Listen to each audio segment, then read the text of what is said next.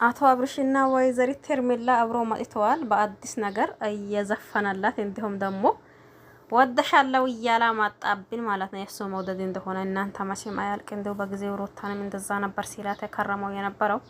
ለማንኛውም ሰላም አለይኩም ወራህመቱላሂ ወበረካቱሁ። ውድና ተከባራችሁ ቤተሰቦቼ በሙሉ ሀባይብ እንዴት ናችሁ? ሰላም ናችሁ ወይ? እኔ ሰላም ነኝ አልሐምዱሊላህ። እናንተስ እንዴት ናችሁ?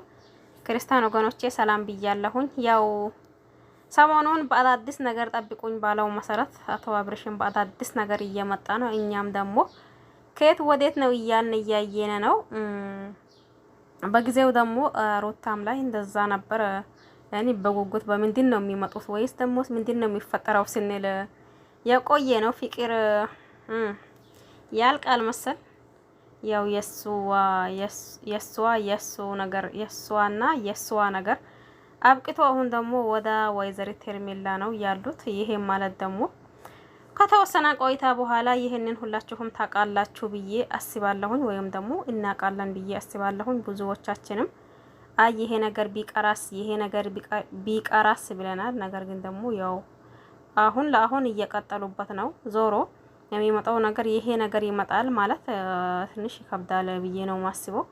ይሄ በሁለታቸው መካከል አብርሽና ሩታ ምንም አይሆኑ፣ ግን የሚጎዳው ያ ሄርሜላና ያ ማን ነበር ደስታ ነበር እያልኳቸው ብዙ ጊዜ። ያው ደስታን ሰሞኑን ትንሽ አይተናዋል። ያ ሄርሜላ ነው የሚቀረው። የሄርሜላውም ደግሞ ከጊዜው በኋላ ማምጣቱ የማይቀር ነገር ነው ብዬ ነው ማስበው። ይሄ ሁላ ጭቅጭቅ ደግሞ እንዳይፈጠር ብዙዎቻችን አውርተናል። ማለት ሄርሜላን ይሄ የምታደርገው ነገር ተገቢ አይደለም፣ ወይም ደግሞ አግባብ አይደለም። ብትመለሺ ጥሩ ነው። ለመጀመሪቷ ሚስት የሊሆና ባል በሁለተኛቱ ሚስት ጸንቶ ወይም ደግሞ እስከ መጨረሻው ይቆያል ብለን አናስብም። ስለዚህ ከአሁኑ ተጠንቀቂና እንዲሁም ደግሞ የራስሽ የሆነ ሰው ጥርጥር የሌለው ወይም ደግሞ ይሄድብኛል ምን ይሆንብኛል የሚለው ጥርጥር የሌለው ሰው ይዘሽ ብትመጪ ጥሩ ነው። እዚህ ጋር አንቺም ቆንጆ ነሽ፣ እኛ ደግሞ ከማን መጣሽ ከማን ማያታችን የማይቀር ነገር ነው። አንድ ሰው ይዘሽ ነይና ከዛ ሰው አስተዋውቂን፣ እኛንም እሱንም ከኛ አስተዋውቂው። ይሄን ያክል ከሆነ አብርሽ ከሩታ ይቀጥልበት፣ አንቺ ደግሞ አዲስ ሰው ይዘሽ ነይና ቀጥይ ብለን ነበር። ግን ደግሞ ብለን ነበር ነው ምንድን ነበር ያለው አብርሽ ማለት ነው። ትላንት ነበር አለፈ። ስለ ትላንት ማስታወሱም ማሰቡም አልፈልግም። ዛሬ ሊኖርበት ነገውን ደግሞ ፈጣሪ ያቅልኛል ብሏት ለሩታ ባለፈው። አሁን ደግሞ እስቲ የሚመጣው ነገር ሙሉ በሙሉ ሁላችንም ለማየት እኛም አለን፣ እነሱም ያው እንደሚታዩአቸው በአዳዲስ ነገር እየመጡ ዛሬ ደግሞ ትንሽ አፈራት መሰል። ሄርሜላም ደግሞ መጀመሪያው ይሄ እንትኑ እንዳለ አላወቀችም ነበር መሰለኝ፣ ይሄ ካሜራው ማለት ነው። አዎ ካሜራው እንደደቀና አታውቅም መሰል። ከዛን ደግሞ ሲነግራት መሰል እሷም ሲታየው እንደዛው ነው እንደ ቢላ ትንሽ አፍሯት ነበር። ይብስ በኋላ ባሰባት እንጂ ማለት ነው። ሲጀመር ደግሞ እንዲሁ ማፈር አሁን ምን እንደሆነ ራሱ ማፈሮ የሚባለውን ነገር ረስታችሁታል እናንተማ። ማፈር የሚባለው ነገር እንዱ ሲሙን እንጂ እንትኑ እናንተ ጋር ያለ አይመስለኝ። ያም ሆነ ይህ ለማንኛውም ሩታም ጎበዞኝ ጠንክሪ። ከዛን እንዳልሽው ባለፈው ብላ ነበር፣ ምን ብላ ነበር ሁላችሁም ሰምታችኋል ብዬ አስባለሁኝ። ሄርሜላ አሁን የምታደርገው ነገር ተገቢና ጥሩ አይደለም። እባክሽን እንደ ሴት ሊረዳሽና እንዲሁም ደግሞ እንደ ሴት ሊመክረሽ ነው ያኒ እንትን የመጣሁት።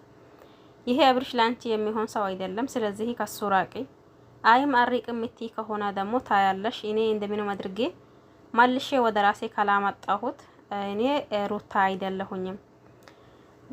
ከዚህም በፊት አውቃችሁኛል። ያንድን ነገር አደርገዋለሁ ብዬ ስላደርገው የቀራሁት ነገር የለም።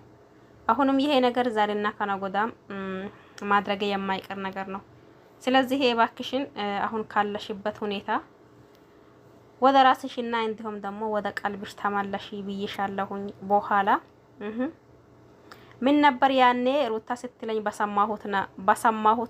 በሰማሁት ኖሮት ያለሽ ብላ ነበር።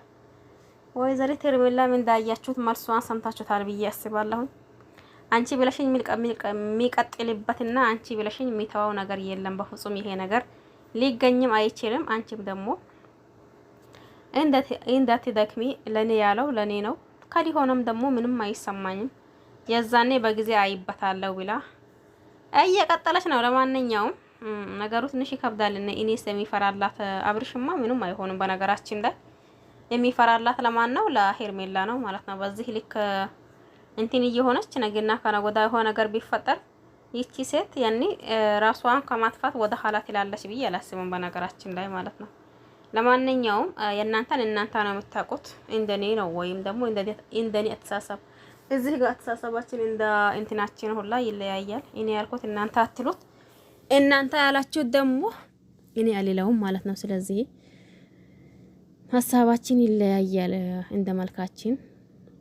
ሀሳብና አስተያየት ካላችሁ ደግሞ ኮሜንት ስር ማስቀመጥ ትችላላችሁ። ከዛን ቀጣይ በሚቀጥለው እንመጣለን። ለቤቱ አዲስ ከሆናችሁ ሰብስክራይብ አድርጉ፣ ነባሮች ደግሞ ላይክ ሼር እያደረጋችሁ አበረታቱኝ። ሁላችሁንም አመሰግናለሁኝ። በያላችሁበት ዓለም ዳርቻ የአላህ ሰላም እንዲሁም እዝነት በረከት ርህራሄ ከእናንተ ጋር ይሁንልኝ እያልኩኝ ባይ ባይ።